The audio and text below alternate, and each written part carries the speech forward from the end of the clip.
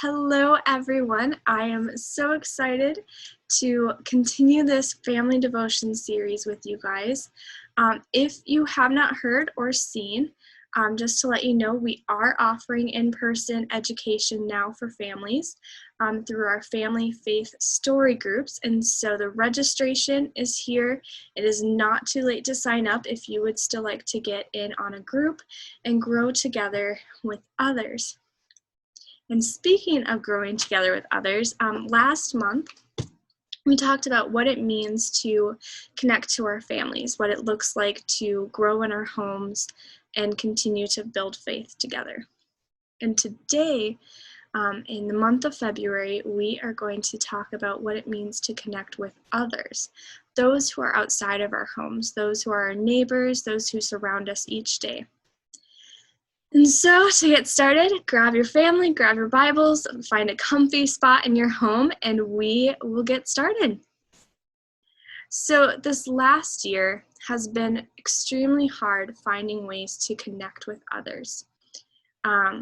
We have to have cut back on hanging out with our friends, having play dates, or going to the park, or even buildings that we usually go to spend time with our friends or extended family have been closed down.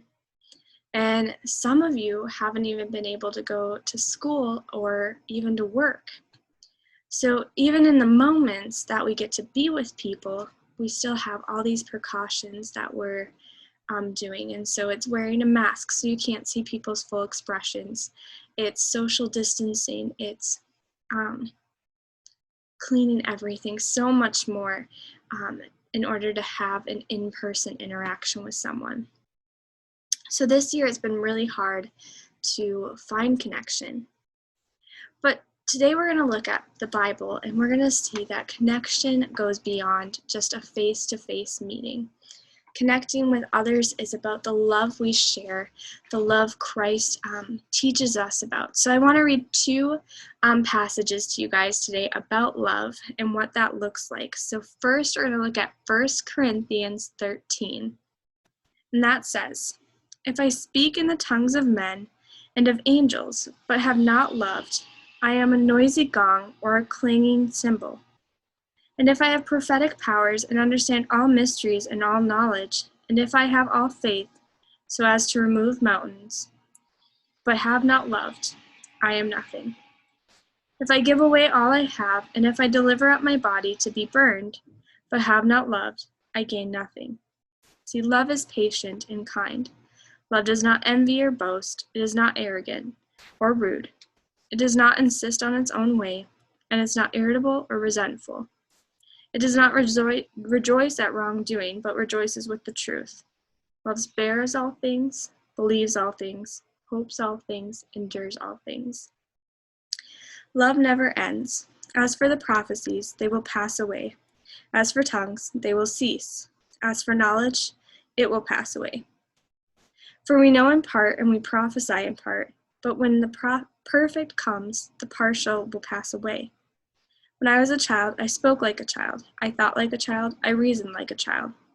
When I became a man, I gave up childish ways. For now we see in a mirror dimly, but then face to face. Now I know in part, then I shall know fully, even as I have been fully known. So now faith, hope, and love abide, these three, but the greatest of these is love." And then we're going to look at 1 John 4, verses 7 through 8. And those verses say to us, "Beloved, let us love one another, for love is from God, and whoever loves has been born of God and knows God. Anyone who does not love does not know God, because God is love." So as we look at connecting with others, as we think about these Bible readings we read today, we know that sharing Christ, we know that connecting and serving our neighbors is to show them love.